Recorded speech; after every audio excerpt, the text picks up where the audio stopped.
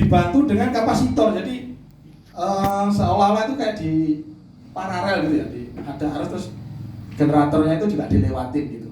Nah, dia itu ini ya ngelewatin kapasitor, jadi dia akan ngisi ke kapasitor juga. Dia akan langsung menggerakkan elektrik motor yang tadi itu untuk bergerak ke kanan. Nah, salah satu juga kapasitor juga membantu ke sana. Jadi ini skema pergerakan ketika kita pergerakan swing. Jadi unitnya yang semula itu pakai hidrolik, jalurnya ini sebenarnya kalau konvensional itu adalah pakai fluida. Jadi dia dari pompa masuk ke elektrik hidrolik swing motor. Seperti itu aja mudahnya ya. Pompa air menggerakkan kipas yang kipasnya itu yang terbuat dari semprotan air lah, balik-balik seperti itu. Nah, itu aja. Itu sebenarnya untuk gerak putar itu seperti itu. Fluida ngalir terus, air dialirkan masuk ke sudu-sudu. Kalau kita ngomong ada sudu, jadi dia akan membuat gerakan putar. Jadi air ngaruh seperti itu. Ini basicnya seperti itu. Hidrolik swing motor. Nah, mungkin kalau di engine sama seperti kayak turbo lah.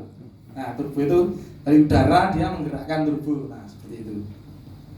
Ini basicnya seperti itulah. Ini bedanya ini adalah untuk menggerakkan elektrik swing motor seperti itu. Nah, ini adalah skema pergerakan ketika kita bergerak. Nah, kenapa dia bisa disebut hybrid? Maksudnya ini ya, efisiensi energi lah kalau kita ngomong itu. Nah, di sini ada namanya regeneration atau charge. Jadi kalau Bapak Ibu pernah lihat, jadi nanti tadi kan kita lihat generator bisa berubah jadi motor ya.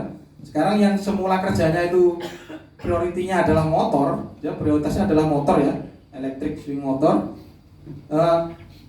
Kapan dia bekerja sebagai generator? Nah, itu kita manfaatkan. Jadi kalau kita menggerakkan unit, kita berputar ya, dengan joystick itu kita gerakkan ke kanan atau ke kiri, itu unit akan berputar. Kalau kita gerakkan terus bisa 360 derajat. Nah, itu setelah kita putar itu ya kayak ada brake. Nah, kalau brake-nya di hidrolik itu nggak sama dengan brake-nya di engine ya, atau di vehicle itu yang ada kampas dan ini ya, disc brake lah, nggak sama dengan disc brake. Itu brake-nya adalah memberi hambatan kepada aliran fluida kalau di ekskavator. Jadi kasih hambatan itu kan nggak boleh kita langsung dimampetkan ya, aliran itu nggak boleh langsung dimampetkan karena bisa merusak komponen-komponen lain lah. Jadi kita kasih hambatan. Nah, itu sampai hambatannya itu habis, sampai dia berhenti, baru kita tutup, nah, baru kita bisa putar balik. Analoginya seperti itu. Nah, di sini pada saat kita lepaskan ini, jadi kalau kita ngomong itu ada delay ya. Jadi kita kalau menggerakkan operator menggerakkan ekskavator itu gerakan ke kanan, sini ini kita lepas unitnya, itu harusnya kan berhenti ya, tapi masih ada sisa ya. Sebelum sampai dia berhenti full itu masih ada sisa lah. Sampai dia berhenti gitu. Nah, sisanya pergerakan ini, nah ini yang kita manfaatkan untuk kembali mengisi ke kapasitor ini namanya. Nah, jadi pada saat kita lepas, elektrik motor itu berubah menjadi generator. Jadi dia memanfaatkan energi sisa atau inersia sisa lah daripada saat kita melakukan swing, kita muter itu unitnya berputar gitu. Nah, ketika unitnya berputar itu kita lepas kan kita masih ada ini ya, namanya itu swing brake angle. Jadi ada sudutnya sekian derajat itu baru dia berhenti total. Nah, itu kita manfaatkan sisanya pergerakan itu untuk dia berubah jadi generator untuk ngisi ke kapasitor. Nah, itu kalau kita mungkin lihatnya itu kan kecil aja. Nah, tapi kalau ekskavator itu gerakannya kan kanan kiri, ambil kanan lagi, brake lagi. Nah, itu cepat sekali, masuk keluar. Nah, itu dia membantu untuk melakukan namanya itu regeneration atau kita bantu charging lah.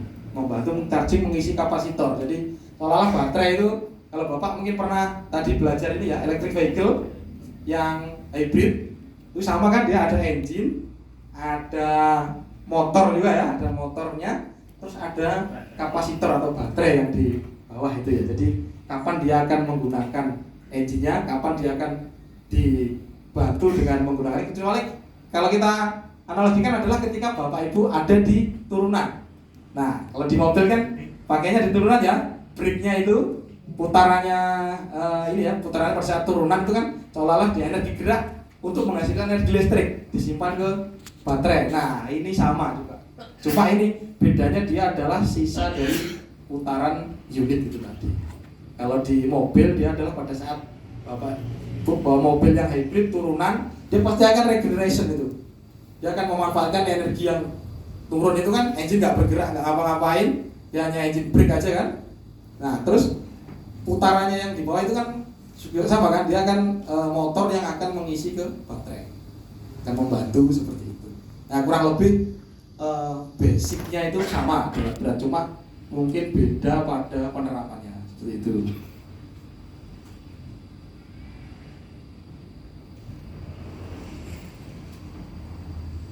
Nah ini sama ya, ini ketika charging ya, tadi sama itu ketika sisa putaran itu dia akan langsung dimasukkan ke sini ya. Jadi intinya dia bisa bergerak sebagai motor, bisa bergerak sebagai generator.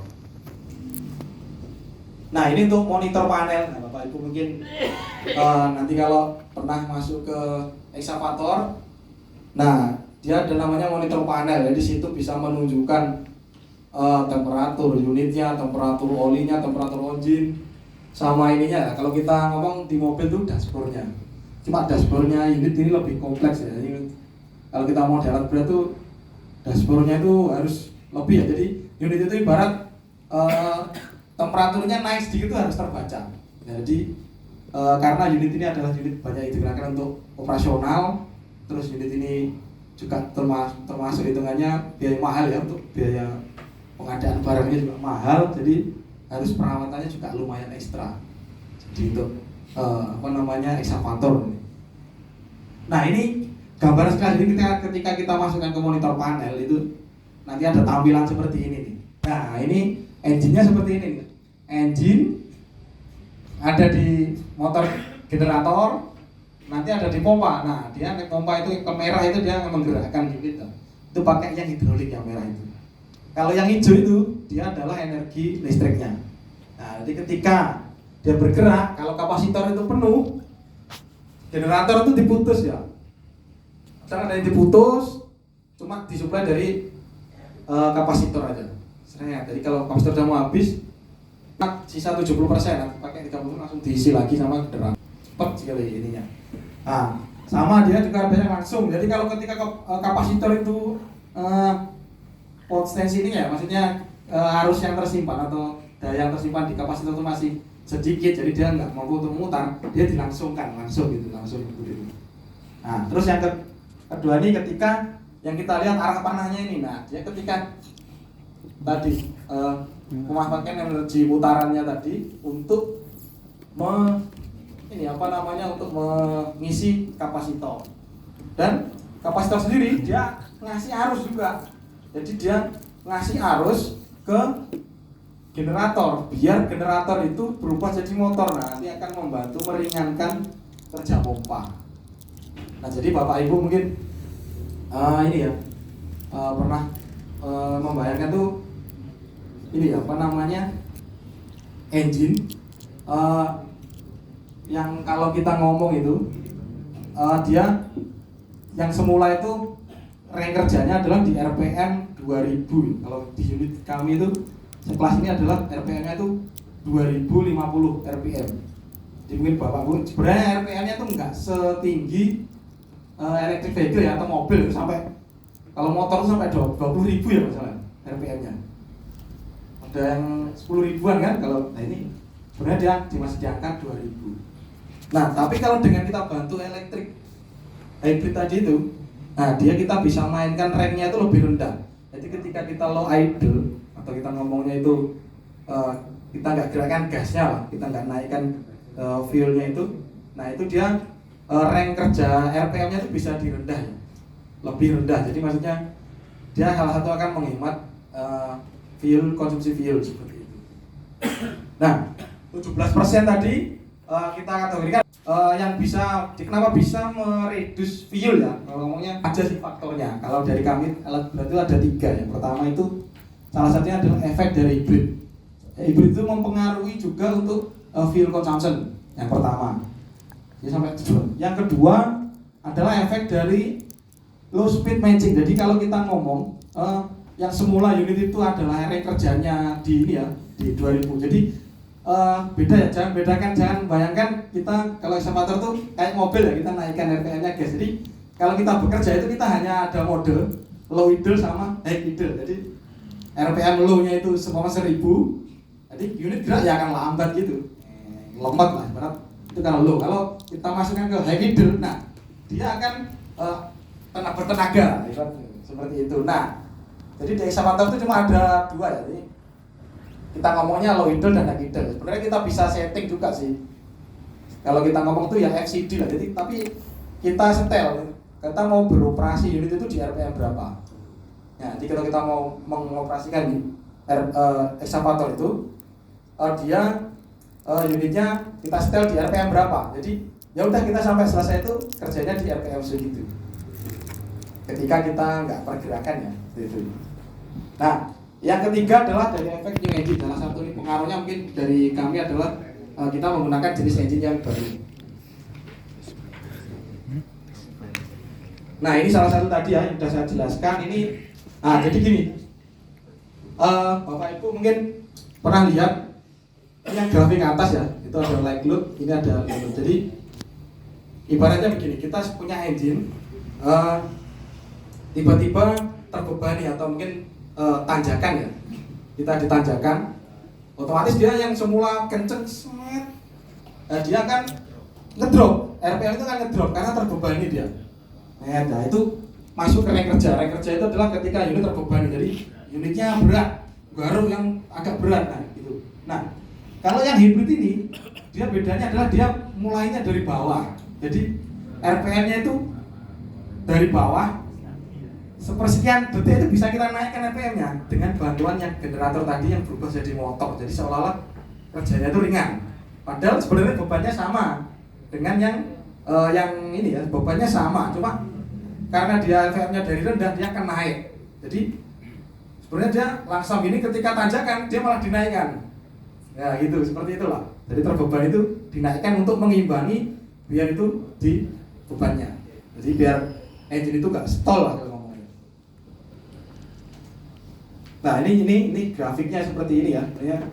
Rengnya itu yang merah itu yang konvensional, itu merah itu kan RPM itu.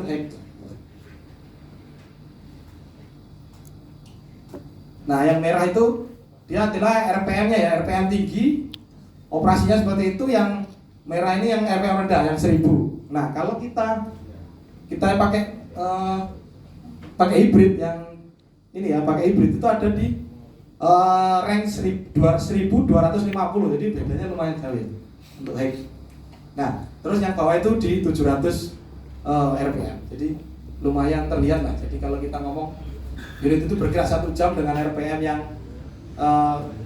2000 dengan yang RPM 1250, maka akan konsumsinya akan lebih irit yang 1250 dengan pekerjaan yang sama. Seperti itu. Nah, mungkin ini sama ya.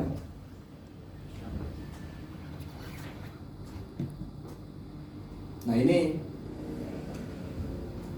keterangan untuk ininya sih. Jadi kalau kita unitnya itu dengan engine load yang sama, dia akan sebenarnya sama dengan yang bebannya itu akan sama, kekuatan dengan ininya sama dengan yang konvensional. Cuma ketika kita pakai dengan beban yang berat, yang ringan, jadi yang hanya ringan-ringan gitu, kita lebih bisa membuat fuel itu lebih irit.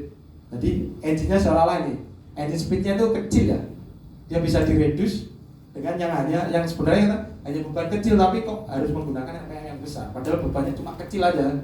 Sebenarnya dengan RPM 500 bisa, ngapain harus dengan 1000, seperti itu. Nah mungkin ini Pak, ini sekilas tentang engine ya. Ini engine-nya, bapak-bapak mungkin pernah tahu yang namanya EGR ya. Mungkin bapak-bapak ada yang tahu untuk yang kendaraan EGR. Nah, ada tahu fungsinya Pak untuk apa Pak? Mungkin. Nah, ada yang tahu? Mungkin menggerakkan gas buang. Gimana Pak? Gas buang. Gas buang. Oke. Ada yang lain? Emisi. Gimana Pak? membakar kembali gas buang yang masih kandungan minyak tinggi, Pak. Oke. Mengurangi emisi. Oke, baik. Mungkin Bapak udah paham ya, karena di kendaraan mobil pun juga sudah banyak yang pakai ya Pak. Jadi sama, jadi gas buang ini salah satu komponen yang membantu untuk mengurangi emisi ya, atau menurunkan, kalau kita ngomong itu NOx ya, NOx ya, itu gas buang atau sama. Jadi gas buang itu ketika kita ngomong itu kan ada, kalau ada yang di mobil ada muffler ya. Jadi sebelum muffler itu, nah nanti dia akan diputar kembali ya, gas buang itu. Jadi nggak semuanya dibuang, jadi ada yang kembali disirkulasi, dimasukkan lagi ke ruang bakar. Nah, masukkan berat, terus kita pikir, lah kan itu panas, ya kan? Kok bisa kok bisa bersirkulasi lagi? Nah, nanti sistemnya juga IGR itu selain dia mensirkulasi, dia juga ada pendinginan. Jadi udara yang masuk pun itu kan panas, itu kan derajat lah, ada sampai 700 derajat gitu kan. Nah, itu dia masuk ke sistem lagi, nanti akan didinginkan. Jadi suhunya itu tetap didinginkan, turunkan. Setelah didinginkan, dia juga nanti baru akan masuk ke ruang bakar lagi sebagian. Jadi dicampur dengan udara yang baru dengan itu tadi. Dan salah satunya bisa nanti mengurangi ini ya, mengurangi gas buang. Nah, nanti bapak-bapak, ibu-ibu, ada yang pernah tahu istilah kalau di emisi itu, kalau di tempat kami ya standarnya itu ada Euro, ada TIR. Kalau TIR ini kami pakai standar Jepang. Jadi TIR 3, nanti ada TIR 4, ada TIR 5. Berhubungan sama dengan yang nanti ada Euro 3, Euro 4 sama Euro 5. Nah, Euro 4, Euro 5 itu ibarat gas buangnya itu sudah, emisinya sudah sangat kecil sekali lah, low ibaratnya. Nah, itu nanti selain dipasang nanti ada EGR, dia ada namanya juga, nanti ada katalis, jadi disaring. Gas yang keluar itu ada saringan juga, disaring, terus nanti ada namanya tuh, kalau di tempat kami itu ada AdBlue, jadi disemprot cairan yang dia bisa ini ya, ketika terbakar itu bisa juga mengurangi salah satunya gas emisi itu tadi. Jadi di muffler itu, sebelum keluar muffler itu ada komponen yang dia nyemprot, jadi dia gas buangnya sudah disirkulasikan lagi ke bawah, yang keluar itu disaring, jadi disaring terus disemprot lagi, ada cairan. Nah, itu untuk dia biar yang keluar tuh lebih bersih lah, udaranya, emisinya lebih sedikit, seperti itu. Nah, yang kedua nanti bapak-bapak ada yang tahu ini, KVGT itu dia adalah turbocharge, tapi ada ini ya, kami itu ada, bapak tahu fungsi turbocharge ya, di engine. Mungkin bapak tadi otomotif ada yang tahu di turbocharge. Pemasukan Ya, jadi dia pemasukan udara. Fungsinya itu adalah membantu memadatkan udara yang masuk ke ruang bakar. Jadi kalau di ini ya, kalau kita hanya menggunakan gaya isap atau kita tarik gaya piston aja, kayak masuk itu, udara yang masuk itu hanya sebesar sebesar jarak isap dari piston tersebut. Tapi kalau kita pakai yang turbocharge ini, dia dibantu ya, udara itu dipompa masuk, dipaksa masuk ke ruang bakar. Jadi yang semulanya sebatas ruang bakar atau ruang hisap, mungkin kalau bapak-bapak di motor itu ada karburator, itu kan hanya sebatas ruang hisap. Nah, kan kalau kita mode itu sehingga dibesarin, terus ininya itulah salah satunya itu kita ada tambahan turbocharge. Jadi kita kita paksa tambah udara masuk ke ruang bakar, seperti itu. Nah, di sini ini adalah tipe yang terbaru. Jadi dia, kalau yang di mobil itu dia gini ya, yang memutar itu adalah exhaust gas. Jadi ada ruang bakar itu ada input, ada output ya. Kalau output itu yang ke muffler, yang ke knalpot panas, yang input itu ke ruang bakar. Nah, itu nanti ada komponen di tengah-tengah itu, ada namanya ini ya, kayak dua balik-balik lah, turbin, satunya turbin. Jadi itu nanti akan memutar. Nah, putarannya gas buang itu yang memutar turbo itu, membantu memasuk. Jadi udara yang keluar memutar balik-balik untuk bantu udara yang masuk seperti itu. Nah, kalau masalahnya adalah ketika gas buang itu lebih banyak putarannya kan akan lebih tinggi, udara yang kita masuk itu nggak bisa kita atur. Nah, di sini CAVIGIT ini adalah dia menyesuaikan dengan kondisi ruang bakar. Jadi dia ada sensor yang dia akan membentuk sudunya. Jadi kemiringannya. Jadi kalau kita ngomong udara kipas angin itu tergantung kemiringan. Semakin miring putarannya akan semakin cepat, ya. Semakin enggak, nah dia akan agak lambat. Nah itu kalau yang di turbo ini bisa kita atur seperti itu. Nah untuk maintenance sendiri, ini mungkin bapak-bapak yang tahu ya. Jadi kita ada namanya filter di engine itu, ada perawatannya, ada penggantian filter, ada fuel filter, ada engine oil filter, ada nanti di alat berat itu juga ada filter yang radiator. Nah ada 3, jadi kita filter tuh karena ya ini harus perawatannya tadi ada beberapa penyaringan. Nah terutama ini kalau bapak ada yang tahu namanya B30 ya kan. Nah itu adalah fuel yang sekarang di ini ya dimandatorikan dari pemerintah untuk ke ini ya, ke penggunaannya. Jadi dia itu bukan murni solar, jadi udah dicampur dengan ini ya, nabati lah kalau kita ngomong tuh.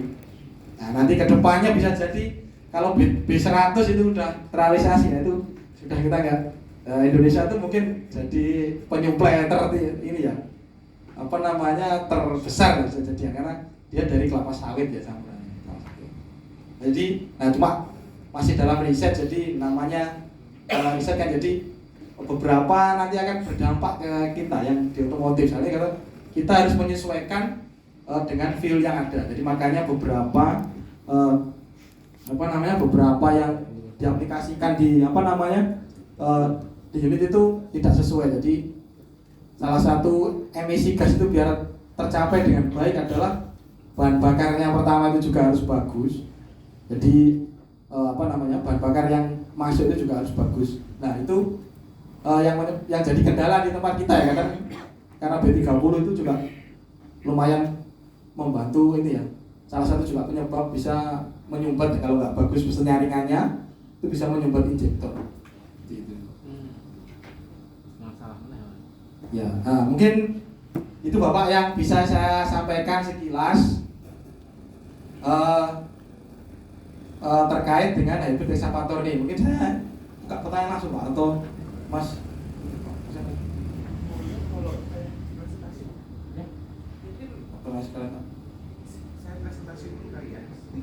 Boleh. Mungkin nanti untuk Bapak-bapak sembari melihat ini ya, Mas Joshua nanti akan share terkait program sobat bagi Bapak Ibu yang mungkin akan kita share. Bapak mungkin siapa tahu mungkin tertarik, nah nanti bisa langsung komunikasi ke beliaunya yang khusus untuk area Jawa Tengah. Nanti kok berikutnya nanti saya akan bukan saya tanya jawab setelah nanti ada ke Mas Yoga, nanti tanya jawab sekalian mau tanya ke saya atau ke Mas Yoga, nanti silakan ke Mas Joshua ya, silakan ke ini. Nah, mungkin Mas Joshua mau. Iya, terima kasih Mas Jeffrey. Assalamualaikum warahmatullahi